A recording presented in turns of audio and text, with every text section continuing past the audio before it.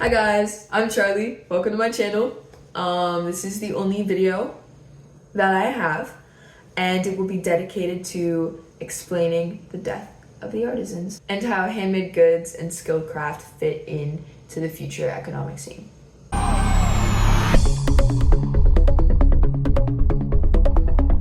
So, first and foremost, what exactly is an artisan? I'm sure most of you know, but for those who don't, an artisan is someone who makes and sells goods from the comfort of their own home, start to finish. Okay, these were shoemakers, leather workers, basket weavers, carpenters, bookmakers, metal workers, blacksmiths. Maybe they made textiles, maybe they were potters, worked in ceramics. Popular during ancient Egypt. They were there in the Dark Ages. They were there for the Silk Road. They just weren't there for us. But they made everyday items, and because they made them start to finish, they were very personal with these items, and that's why they had flair, and they had personality, and they had everything that we don't have today. So, what killed the artisans?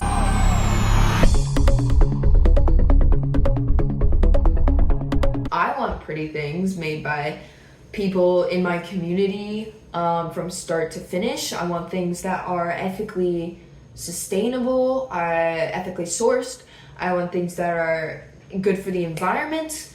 I would love to buy things that, again, support my local community and small businesses. The market is there. People want the goods. Unfortunately, I am broke. The Industrial Revolution and the creation of factories allowed goods to be manufactured faster, cheaper. Then we had assembly lines, and suddenly you didn't need to know how to put the whole shoe together. You just needed to know how to cut this piece of leather or shape this piece of leather. And then you could shape that one piece of leather for like 1,000 times, like 8 hours a day. And that was it. You didn't need skilled labor. It was just one thing that you did over and over. So labor became cheaper as well. And then we had globalization later on, and we can outsource that labor. We're saving pennies, okay? And now the consumers can pay a lot less. Markets are a lot more competitive. And now we have a lot of items that we made all at the same time that all look the same because we just copy paste. Easy. Artisans didn't stand a chance in this economy. I wanted to use that joke so bad. Okay. Handmade goods that started and finished in the same hands became a luxury item. Not only that, the development of quaternary and quintiary sectors of the economy allowed the middle class to explore more lucrative markets. It just wasn't affordable anymore to make things all in the same hands. It was more affordable to be a travel advisor, or be an insurance adjuster online, or be a software developer. Oh my gosh. You could be a software developer. We need those. You can create a website start to finish. You can write a code start to finish. You don't need to make shoes though. We have machines for those. So we don't need artisans anymore. We want them. It'll be better for our economy. It'll be better for our environment. We just have to spend more money. We don't have that money. The rich people will buy luxury items. They will buy artisan, handmade, start to finish goods, because that's a show of class. And also because you can, and if we can, we would. But most people can't. And that, my friends, is how the artisans died.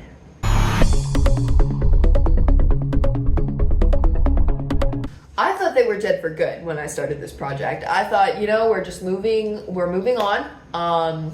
We no longer have people mentoring and teaching their children these skills and these crafts. We've lost so many of them. How could we ever get this back? Especially if nobody wants it anymore, if nobody wants to do stuff like this.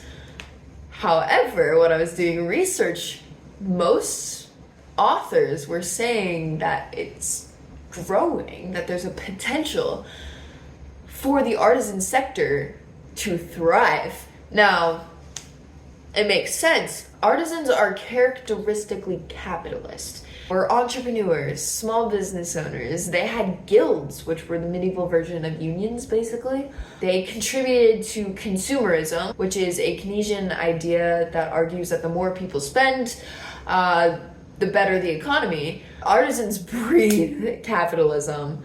If we bring back artisanship, the money will be taken away from these large, very monopolist companies, where all the money kind of goes to one group of people, and we can take all of that and put it into a bunch of small creators and local businesses, which I would argue would be great. And our neighbors will be making the profit again. They won't be making money for another person. They'll be making money for themselves.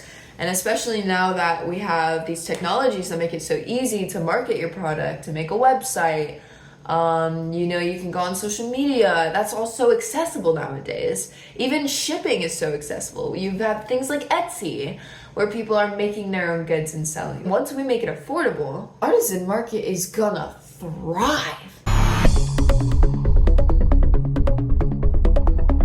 Okay, when you ask a child how they would make money, most of them would say that they would sell you something. They would sell you a good. Creating something and selling it is one of the most basic, natural ways of making money that you could think of. It's just changed over time. I don't think we're ready to let go of the artisan sector so quickly. I know I'm not.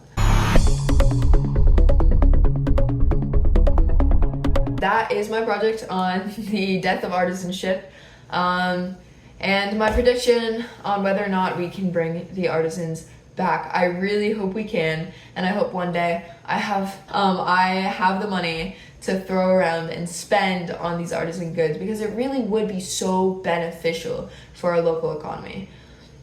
I'm gonna go ahead, I'm gonna put my sources in the comments below. If you enjoyed, please like, comment if you have thoughts and opinions. Don't subscribe. I'm not posting anything else. And finally, I'd like to thank our sponsors, Sheen. I'm just kidding. Okay. But yeah, shout out to my professor. Great project. Loved it. Bye.